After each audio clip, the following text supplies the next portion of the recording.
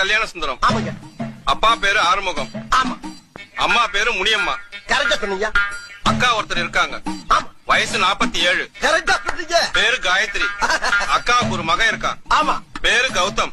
கௌதம். வயசு 27. ஆமா 27. உன் வீட்டு விலாசம் சொல்றேன் கேட்டுக்கோ. சொல்லுங்கயா. 3வது குறுக்கு தெரு, லேக் ஏரியா, பல்லூர் கோட்டம், எதிர்புறம். Door number. ஐயோ. பழசு 13, புதுசு 32. ஆமாங்க. மேல சொல்றேன் கேட்டுக்க. சொல்லுங்க.